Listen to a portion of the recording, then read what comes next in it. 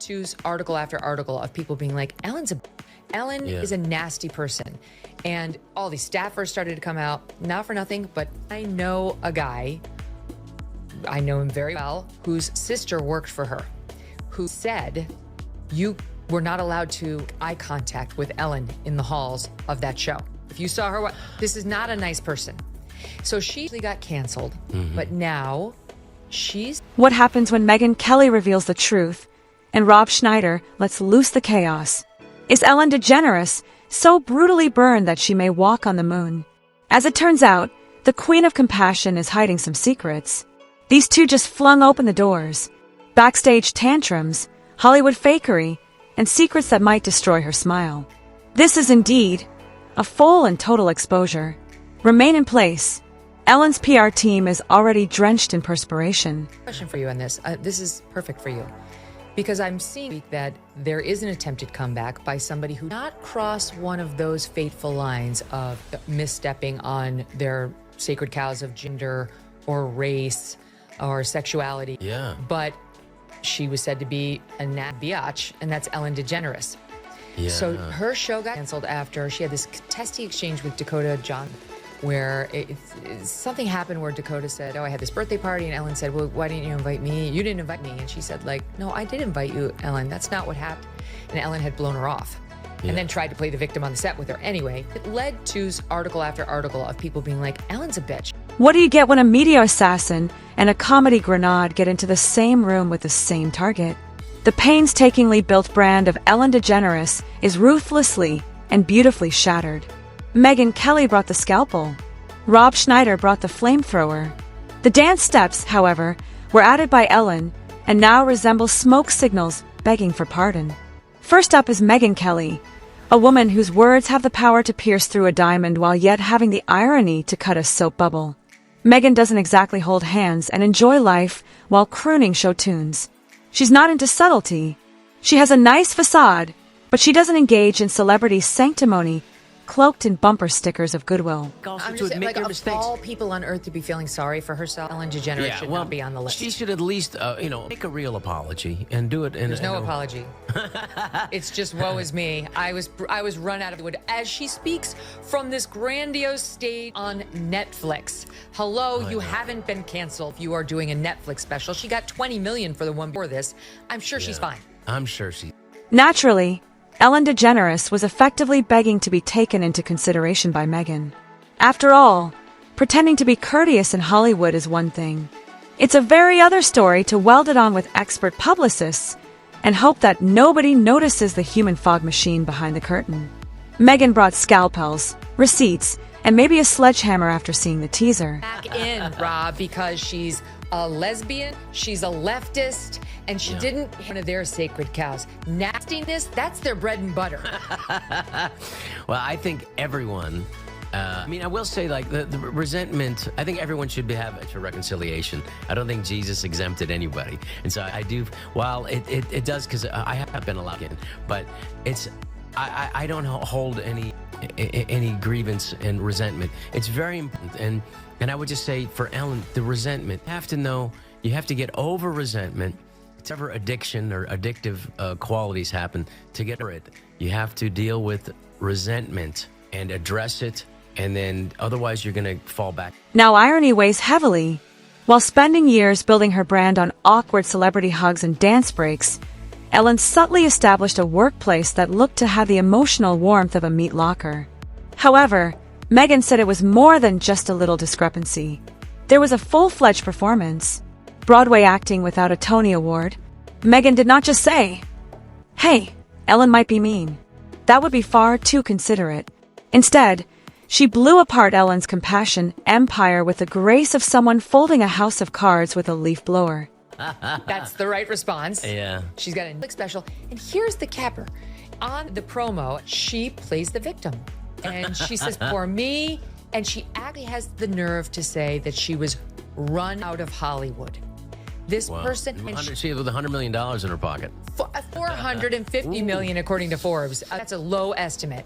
Yeah. Because, so now she's out there saying, I was run out of Hollywood. She's actually reportedly complaining about how hard it is for women in America with the double standards. Look at Oprah, how hard it is for her. Oh, but she's got, like 10 houses, Ellen DeGeneres? Michelle Obama, look how hard it is for women in America. She stated there was more to it than stories circulating behind closed doors.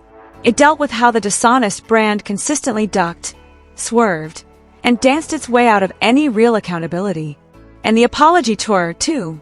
Ellen decided to make a soft, focus apology on national television among the sorry lighting and oopsie feelings. Megyn wasn't persuaded. She could even have thought it was the finest inadvertent comedy sketch of the decade. In cloak of remorse, she saw it for what it was, a corporate defibrillator trying to save a dying public relations patient. His followers to share the craziest stories they'd heard about him being rude, and what followed was pure chaos. It was like watching thousands of people piece together a giant puzzle of bad behavior. One user replied with, quote, "I worked at Real Food Daily, served her and Portia at brunch. She wrote a letter to the owner and complained about my chipped nail polish. Not that it was on her plate, but just this on my hand. I had worked till the closing night before, and it was just the next morning."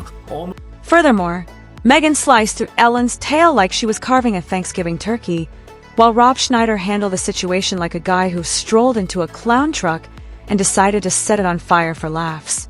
Rob does not tiptoe, bless his silly little soul. He can't even walk in a straight line. He sideways runs into problems while wearing roller skates and a snarky helmet. And when he targeted Ellen, he wasn't seeking a confrontation. After seeing something that so blatantly displayed Hollywood hypocrisy, he developed tonitas. Rob didn't think Ellen was a misunderstood daytime character. She was the supreme priestess of theatrical friendliness, and her backstage presence was more akin to a hostage situation wrapped in a talk show. You know, people found out that Ellen was mean, and all these people came out and said, Ellen's actually a bitch.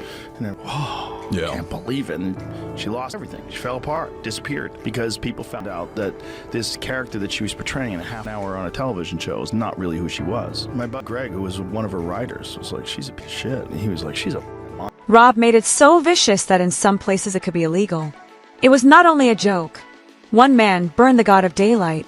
But there's more than just the mockery that gives it its potency. It's because, unlike Ellen, Rob doesn't hide behind a brand. He doesn't pretend to be your emotional pillow while surreptitiously strategizing how to control every air molecule in his path. He communicates what he wants. The repercussions are terrible. That level of pure madness pierces the fake fog like a wrecking ball covered in glitter. Now Rob is happily burning the remnants of Ellen's picture as Megyn carefully tears down the scaffolding. Together, they became the most successful and strange wrecking crew ever seen on daytime television. Because there were several ruthless employers involved. This focused on the whole Hollywood facade of goodwill wrapped in gift wrap and confetti, as well as how quickly it disintegrates when the branding is taken off.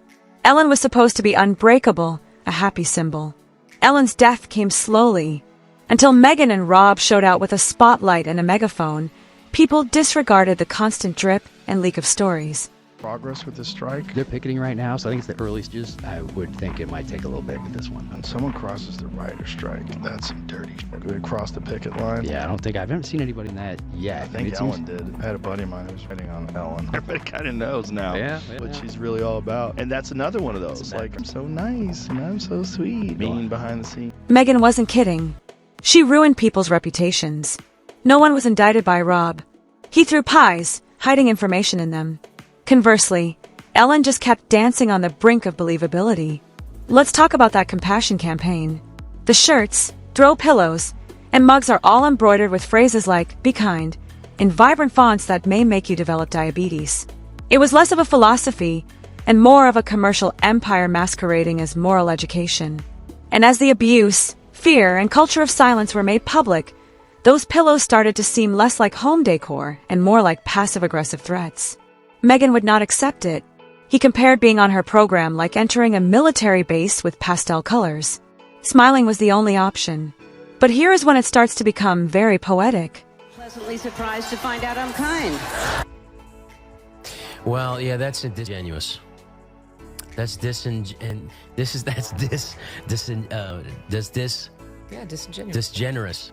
That's disgenerous. Well, I think you should, I mean, there's certainly no lack of, I don't sense any humility No. in that. No, and no one cares that now she's dealing with chickens. It's like, all right, You're a normal $450 million person. And by the way, I guarantee you she's Who's worth taking a care lot of more. chickens? I guarantee. What's that? You guarantee what? She's worth a lot than $450 million. Her art alone. Those talk show hosts. Her devil-worshipping art alone. Rob and Megyn, two characters you wouldn't often find in the same zip code, much alone the rhetorical hit squad, performed one of the most compelling takedowns in pop culture history.